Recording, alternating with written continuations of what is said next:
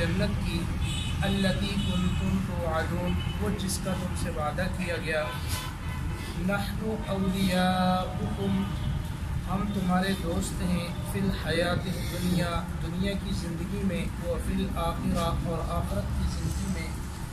وَلَكُمْ فِيهَا مَا تَشْتَهِي، اور تمہارے لیے اس میں ما تشتہی، جو تم چاہو، انفسکم، تمہاری جانیں جو چاہیں اس میں ہے.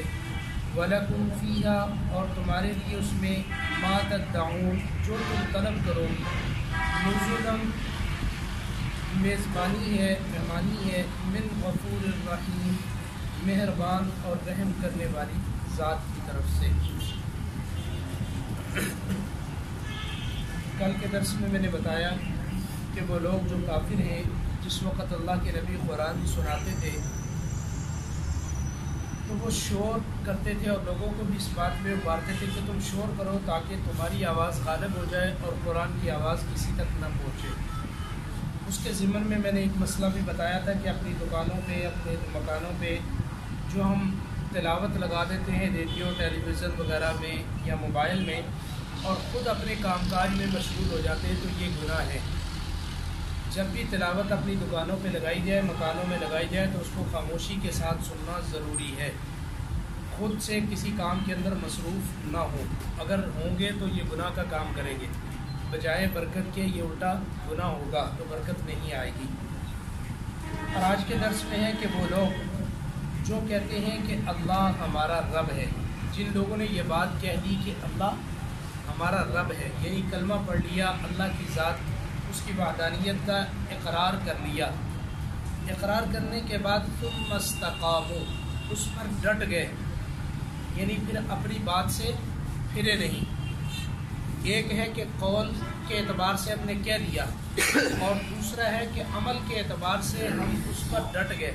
یہ نہیں ہے کہ قول سے، زبان سے کہتا ہے کہ لا الہ الا اللہ، اور کہ اللہ کے سوا کوئی معبود نہیں، اللہ کے غیر سے کچھ نہیں ہوتا، لیکن اپنی نظریں ساری غیر کے اوپر جمائی ہوئی ہیں، تو اس کا مطلب یہ ہوا کہ یہ عمل کے اعتبار سے یہ ڈٹا نہیں ہے.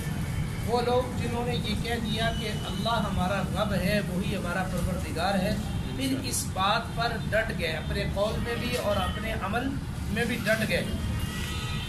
تتنزل علیہم الملائکہ، اترتے ہیں ان پر فرشتے.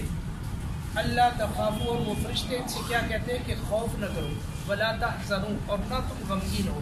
جس وقت انسان جو ہے دنیا سے رخصت ہو رہا ہوتا ہے، تو جو نیک آدمی ہوتا ہے، جس نے دنیا میں اللہ کو اپنا رب مانا ہوتا ہے، اپنی دکان کو رب نہیں مانتا، اپنے کاروبار کو رب نہیں مانتا، اپنی زراعت کو رب نہیں مانتا، اپنی تجارت کو رب نہیں مانتا. رب کس کو مانتا ہے؟ اللہ کو مانتا ہے. پیسے کو، ڈالر کو رب نہیں مانتا. آج ہمارے رب جو ہے یہ چیزیں بنی ہوئی ہیں. ہمیں ایسا خوف لاحق ہے کہ اگر ہمارا کاروبار بند ہو گیا تو ہم کھائیں گے کہاں سے؟ ہماری نسلیں کیسے پلیں گی؟ اگر آج ہماری زراعت ختم ہوگی تو ہماری نسلیں کہاں سے کھائیں گی؟ ہم زندگی کی دوڑ کے اندر لگے ہوئے ہیں کہ اپنی اولاد کے لیے کچھ بنا جاؤ. ہم اس دوڑ دھوپ کے اندر لگے، لیکن یہ فکر کبھی نہیں کی کہ اولاد کی آخرت کے لیے بھی کچھ کر جائے.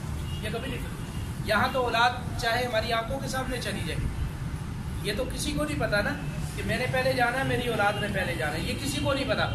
لیکن اس اولاد کی دنیا بنانے کی خاطر اب ہم اپنی آخرت کو تباہ کر رہے ہوتے ہیں.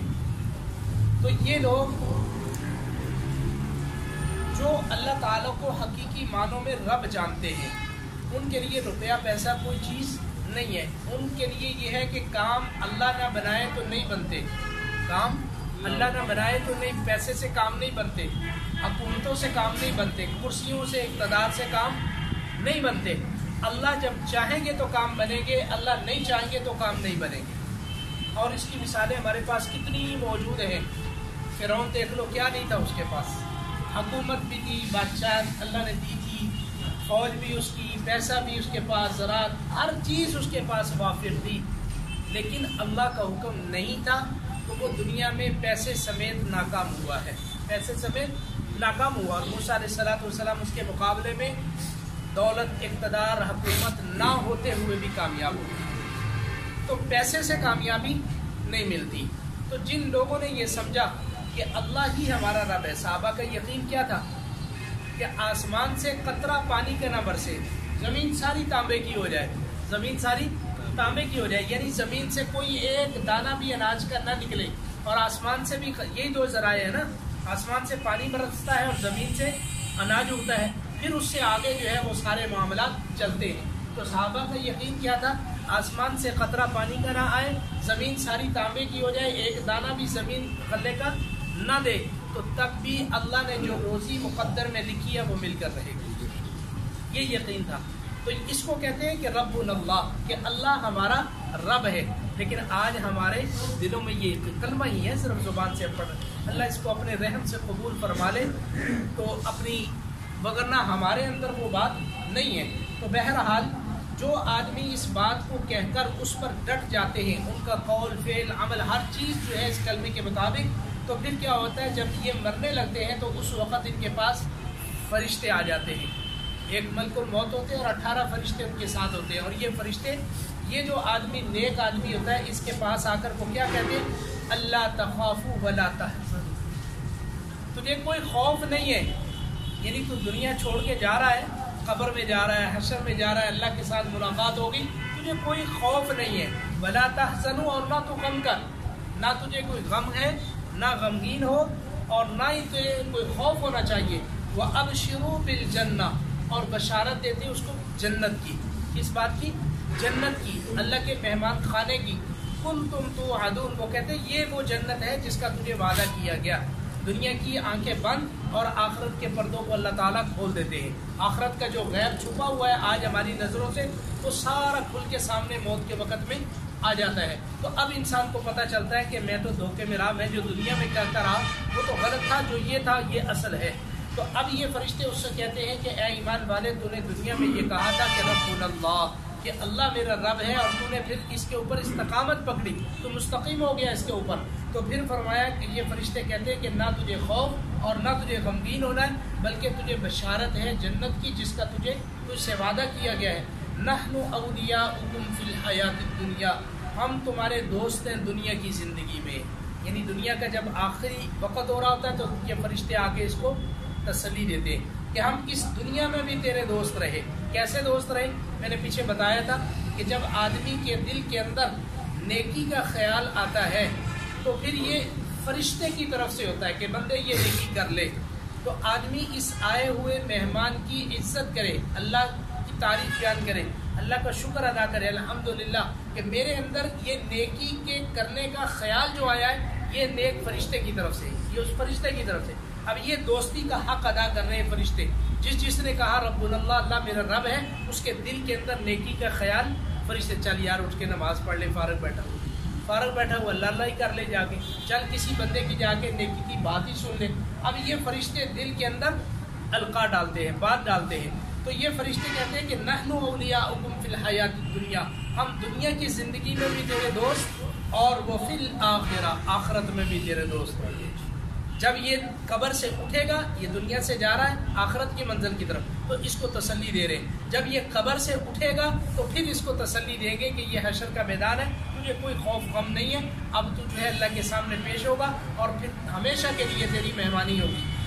وَلَكُمْ فِيهَا مَا تَشْتَهِي، اور تمہارے لیے وہ کچھ اس میں ہوگا، مَا تَشْتَهِي أَنفُسُكُمْ، جو تمہارے جی چاہے، جو تمہارا جی چاہے، جو من میں آیا وہ ملے گا۔